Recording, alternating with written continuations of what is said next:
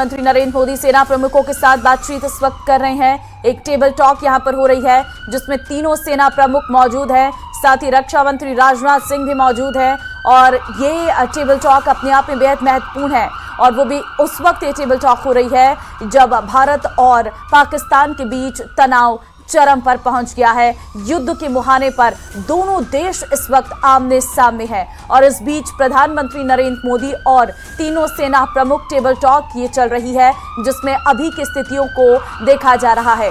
हालांकि इससे पहले सीडीएस के साथ रक्षा मंत्री की टेबल टॉक हो चुकी है और उससे पहले तीनों सेना प्रमुखों के साथ रक्षा मंत्री राजनाथ सिंह की बैठक हो चुकी है। लेकिन अभी की टेबल टॉक बेहद महत्वपूर्ण है क्योंकि अभी प्रधानमंत्री नरेंद्र मोदी और साथ ही साथ यहाँ पर सामने तीनों सेना प्रमुख हैं और सीडीएस मौजूद हैं और ये बैठक इस वक्त अपने आप में बेहद महत्वपूर्ण है क्योंकि प्रधानमंत्री आवास पर ये बहुत बड़ी बैठक चल रही है। और अभी हमने कुछ समय पहले देखा था, प्रेस ब्रीफिंग की गई थी जिसमें पूरी जानकारी दी गई थी कि किस तरीके से भारत ने अभी तक पाकिस्तान के हर एक हमले का जवाब दिया है और अभी क्या स्थिति है और ये स्थितियों में कितना बदलाव आने वाला है, आगे क्या रणनीति है भारत की, उस विषय पर भी उस प्रेस कॉन्फ्रेंस के माध्यम से जानकारी दी गई थी। लेकिन अभी की बड़ी बैठक इस वक्त हम आपको बता रहे हैं। दरअसल जानकारी आपको दे दें कि इस वक्त प्रधानमंत्री नरेंद्र मोदी के साथ तीनों सेना प्रमुखों की ये बैठक हो रही है और दूसरी तरफ अगर हम देखें तो इस वक्त एलएसी पर तनाव जो है वो चरम पर है। एलओसी पर लगातार गोलीबारी की जा रही है पाकिस्तान की तरफ से।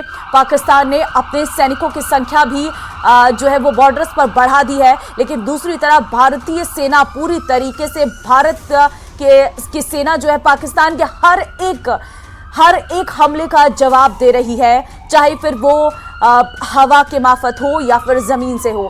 हर एक तरीके से पाकिस्तान का जो भी मकसद है उसे तबाह करने के लिए, उसके मकसद को नाकाम करने के लिए भारतीय सेना तैयार है। सिर्फ भारतीय सेना नहीं बल्कि भारत की सरकार भी लगातार सेना प्रमुखों के साथ बातचीत करके, ये टेबल टॉक करके ये सामंजस्य बिठाया जा रहा है कि सरकार और सेना मिलकर अपने देश के नागरिकों की रक्षा के लिए पूरी तरीके से तत्पर है। बिल्कुल भी घबराने की जरूरत नहीं है। हालांकि कई सारे ऐसे इलाके हैं जो रेड अलर्ट जहां पर घोषित कर दिया गया है, जहां पर घरों से निकलने के लिए भी मनाही की गई है क्योंकि ये बेहद संवेदनशील इलाके हैं और किसी भी वक्त किसी भी तरीके से दुश्मन देश अटैक करने की कोशिश कर सकता है।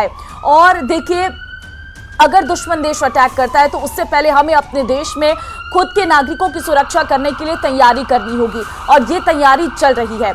रेड अलर्ट जारी किया गया है। बहुत सारे इलाके ऐसे हैं जहां पर पूरी तरीके से रेड अलर्ट है और रेड अलर्ट के दौरान ना ही आप अपने घरों से बाहर निकल सकते हैं और जो पूरी बाजार है वो बंद कर दिए गए हैं और लगातार सायरन बज रहा है। सायरन के माध्यम से जानकारी देने की कोशिश की जा रही है कि अभी आपको अपने घरों पर रहना है क्योंकि किसी भी तरीके से कोई भी स्थितियां हो सकती है, आप पर कोई अटैक ना हो सके, आप टारगेट में ना आ सके। इसके लिए हमारी सेना लगातार बॉर्डर्स पर खड़ी है। बीएसएफ के जवान तीनों सेना प्रमुखों के साथ और सीडीएस और एनएसए यहां पर मौजूद है जिनके साथ प्रधानमंत्री नरेंद्र मोदी ये टेबल टॉक कर रहे हैं। और देखिए, सुबह से ही हम देख रहे हैं बैठकों का सिलसिला जारी है क्योंकि पाकिस्तान हिमाकत कब करता है? रात के अंधेरे में वो हिमाकत करता है हमारे देश में घुसने की, हमारे देश पर हमला करने की। अपने ड्रोन हो या फिर वो अपने मिसाइल हो, उनका अटैक वो कब करता है? रात के अंधेरे में। जैसे ही घड़ी में 9 बजते हैं उसके बाद जो है वो ड्रोन के जरिए हमले करने शुरू कर देता है। लेकिन आज की बड़ी खबर ये थी कि जहां से वो ड्रोन और मिसाइलों से हमला करता है वो चेक पोस्ट पूरी तरीके से तबाह हो गया है। जहां से वो मिसाइलों को दागता है उस चेक पोस्ट को पूरी तरीके से तबाह कर दिया गया है। हमने वो तस्वीरें भी आपको दिखाई क्योंकि पाकिस्तान की हर एक नापाक हरकत को मॉनिटर किया जा रहा है। पूरी तरीके से ये हरकतें जो हैं वो पाकिस्तान बंद कर दे, इसकी पूरी कोशिश की जा रही है। और फिलहाल जगह जगह पर क्योंकि सर्च ऑपरेशन चल रहा है तो उस दौरान जो अवशेष हैं वो बरामद किए जा रहे हैं। जो ड्रोन से हमला कर रहा था पाकिस्तान, जो मिसाइलों से हमला कर रहा था, वो जब आसमान में मारे गए। तो एक और बड़ी खबर यह है कि फलौदी के गड़ू और उगरास में अवशेष मिले हैं। लोगों ने सेना को इस बाबत सूचना दी है। देखिए, ये बहुत जरूरी है। अगर आपको कहीं पर भी कोई अवशेष मिलता है तो आपको उसके पास नहीं जाना है क्योंकि क्या पता उसे डिफ्यूज करने की जरूरत हो, वो जिंदा बम हो सकता है, वो किसी भी तरीके से आपको नुकसान पहुंचा सकता है। तो ये अपील तो हमारी लगातार आपसे रहेगी कि अगर आपको कुछ भी ऐसी चीज मिलती है जो आपको लगता है संदिग्ध है, इस बारे में जानकारी सेना को तुरंत दीजिए। अगर आप सेना तक नहीं पहुंच पा रहे हैं तो आप अपने आसपास जो आपका, क्योंकि अगर गांव ढाणियों में ये गिरे हुए हैं तो अपने पंचायत को जाकर, अपने प्रधान को जाकर ये बताइए कि आपके गांव में कुछ ऐसी संदिग्ध वस्तु मिली है, और तुरंत, क्योंकि सेना इस वक्त पूरी तरीके से आपकी सुरक्षा के लिए तैनात है, तो आप कुछ भी ऐसा मत करना जिससे आपको नुकसान हो सकता है। अभी देखिए फरौदी में मिसाइल अटैक किया गया है। चंद्रशेखर हमारे संवाददाता फोन लाइन पे हमारे साथ है।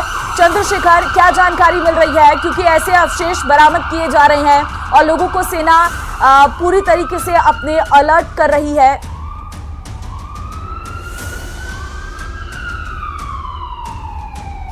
चंद्रशेखर, मेरी आवाज मिल जी? जी जी जी हाँ, बताइए। देखिए, अगर बात करें तो जोधपुर के समीप स्थित फलौदी जिले में जो है पाकिस्तान की नापा करके जो की गई मिसाइल से अटैक किया गया, लेकिन वो नाकाम रहा है।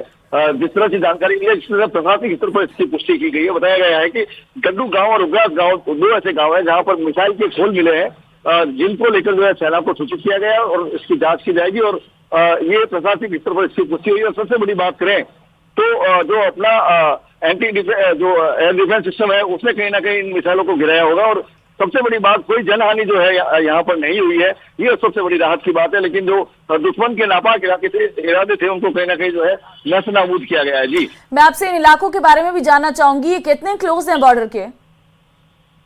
देखिए, अगर बात करें तो फलौदी तो वास्तव में काफी दूर पड़ता है, लेकिन फलौदी के कुछ गांव है जैसे गड्डू है और ओगसर है, उसके अलावा जो लाठी है, ये जो आसपास के इलाके है वो तमाम इलाके जो है पाकिस्तान की सीमा के आसपास आते हैं।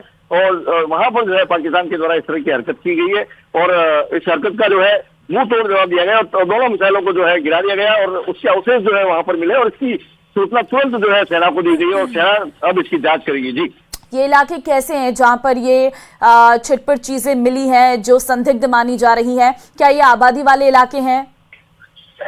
देखिए, छोटे छोटे गांव है और छोटे छोटे गांव के अलावा खाली खेत बहुत ज्यादा है। और जैसी जानकारी हमें जो सूत्रों से मिल रही है, जो जहां लोग रहते हैं वहां पे नहीं गिरते, जो आसपास के खेतों में ये जो है गिरी है। संभवतः इसको हवा में ही इसको खत्म किया गया था और उसके अवशेष जो है खेतों में गिरने की सूचना आ रही है। जी, ठीक है, बहुत धन्यवाद आपका तमाम जानकारी देने के लिए। हमारे साथ खास मेहमानों का एक पैनल है, सीधे उन्हीं से आपका तारुफ करवाती हूँ। कर्नल शौकत अली इस वक्त हमारे साथ है, डिफेंस एक्सपर्ट के तौर पर हमारे साथ जुड़े हैं। साथ ही रिटायर्ड कर्नल अमित अग्रवाल जी हमारे साथ हैं, वो भी इस वक्त हमारे साथ जुड़े हैं। और SK दर्गन इस वक्त हमारे साथ, वो भी यहाँ पर मौजूद हैं। सर, बहुत धन्यवाद आप सभी लोगों का हमें समय देने के लिए। लेकिन इस वक्त जो स्थितियां हैं, आपसे एक एक करके पूछना चाहूंगी। सबसे पहले कर्नल अली, आपके पास ही आती हूँ। सर, जरा बताइए, क्योंकि अब जो है बताइए जा रहा है कि लगातार जो है बड़ी बैठकें हो रही हैं, इन बैठकों के पीछे क्या एक नई रणनीति जो है वो तैयार की जा सकती है? अब हमारा अगला कदम क्या हो सकता है? हालांकि ये अगला कदम सेना या फिर हमारी सरकार क्या लेगी ये पूरी तरीके से डिस्क्लोज नहीं किया जाता है, लेकिन क्या चांसेस लग रहे हैं, क्या नौबत आ गई है?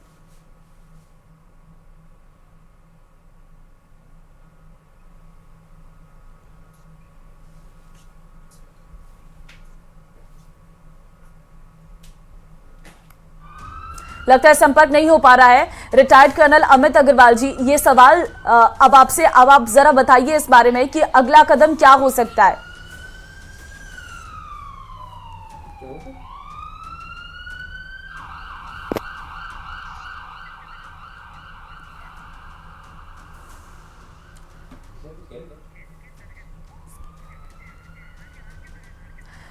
RK दर्गन जी इस वक्त हमारे साथ मौजूद है। माफ कीजिए सर, पहले मैंने आपका नाम शायद गलत ले दिया था।